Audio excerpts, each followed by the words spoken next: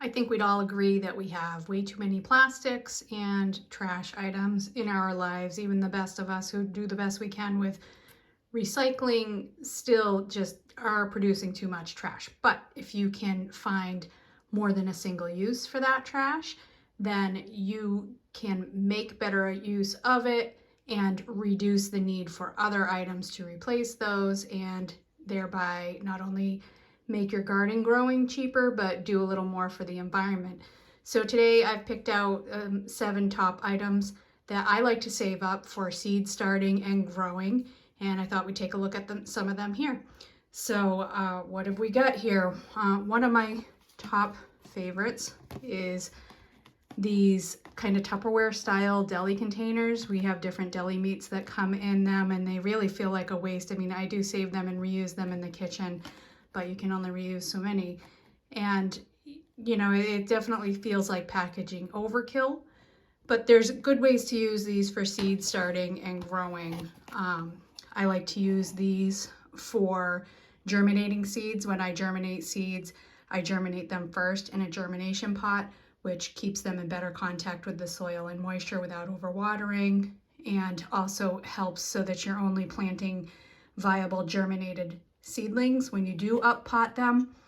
And these are great for that. If you take a look at this, let's see here, I have also, these are actually trays that are designed for that purpose, and you can see that there's not a lot of difference between these two. The only real difference that you have is that the plant pots that were designed have these slots in it, so for drainage and for bottom watering, where this does not. But obviously easy enough to make a few cuts in that, and then voila, you have the same, actually a heavier duty quality, probably would even last longer than these, which you tend to only get a season, maybe 2 out of, because they are kind of thin and they do break down in the sun. So good way to reuse these. You could also grow microgreens, sprouts, shoots, anything like that in them. That's a great way to reuse those. Another favorite, maybe even a little bit more favorite, I guess, is the berry trays, the plastic trays that berries come in. Again, you know, why we switched to so much plastic for berries, well, it's a little bit sad, but the benefit of the berry trays is actually a twofold or more, but they do have the little slots in the bottom, so they're really very similar to those planting trays. And you have the slots already in them. Obviously, I have some blueberries to finish up in these before I'm going to use them. But do like to think ahead, and do like to try and hang on to those. The other thing they have, you know, they have the covers that work well as a dome, like a mini greenhouse type. And this gives you some good ventilation, but also keeps most of the moisture in with some airflow. So it's a nice little container to, again, germinate your seeds or grow microgreens or sprouts or anything along those lines in there. Moving on here, we've got an egg carton. Egg cartons, these are nice size cells for, I think they're a little small for a lot of seeds to grow to transplant size, but I think they make a nice size for a starter, or say like a plug size. So if you were gonna plant some seedlings and grow them as plugs, that you might then take and plant into, say, a hanging basket or window boxes or something like that. They work well for that. You can cut these down ahead of time, plant them right in this size, but if you cut them into individual cells beforehand, they'd be easier to plant out because the entire thing is plantable. You know, compostable materials like any of your untreated cardboards. Egg cartons are basically just a pressed kind of cardboard, paper rather, sorry. So they're great for that. Again, I think they're too small to really grow things the whole time until you get them out into the garden, but I do think they work well as either a first stage, which then gets up potted, or a plug size that you can pot on into your growing containers. What else have we got? We've got milk jugs. Kind of funny, this winter sowing is really taking off, and that what people are using for them more than anything are milk jugs. They're clear enough to let light in, so you know they get cut down and the bottom serves as your planting vessel. The top serves as your greenhouse dome. Then they get planted anywhere from January through, say, March, depending on the seed, the type of seed, germination time, things like that. And then they stay in these, and when Mother Nature signals those seeds to start growing, they start growing. But this gives them some added protection, helps control moisture. It's basically part of the winter sowing trend. And if you're getting into that, milk jugs are definitely something you want to be saving. Also, water jugs, anything, as long as it's this clear. You don't want the light blocker or the solid white color plastic jugs, because they won't allow light in, and that's critical to success with the winter sowing. Paper towel tubes, toilet paper tubes. These actually will give you more size than the egg cartons will.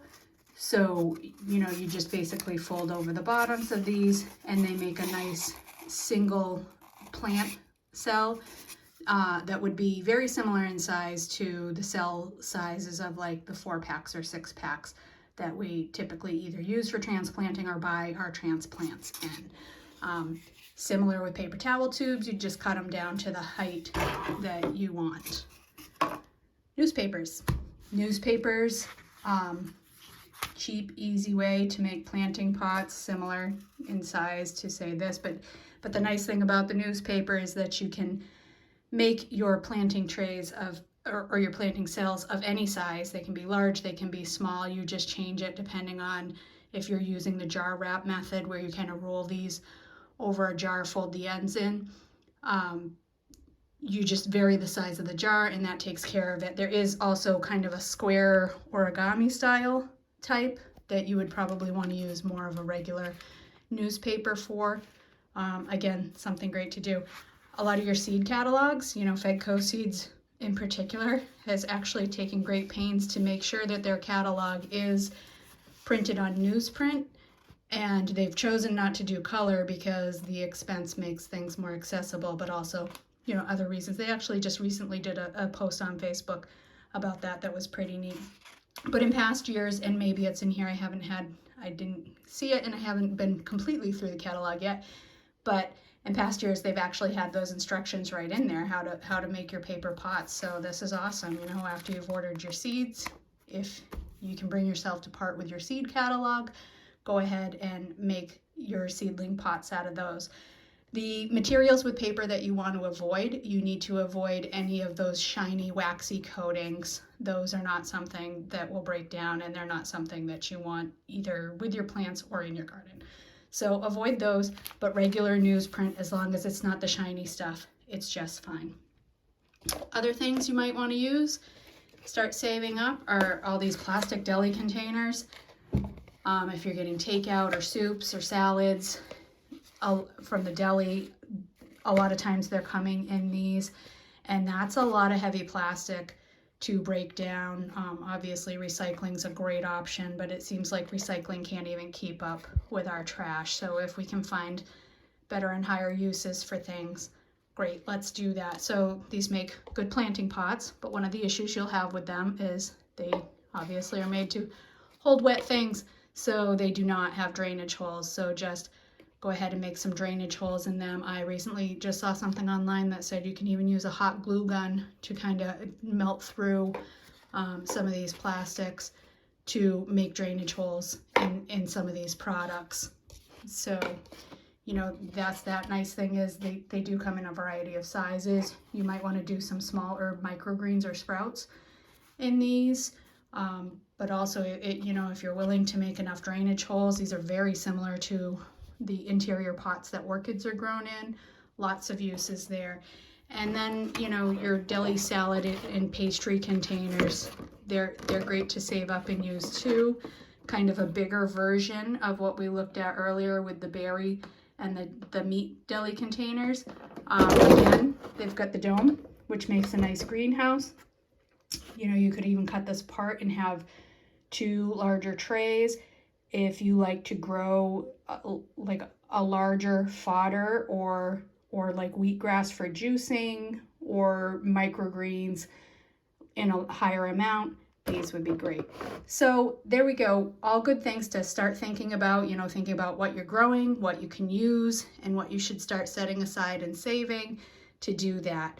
And I wish you happy gardening and a healthy garden year.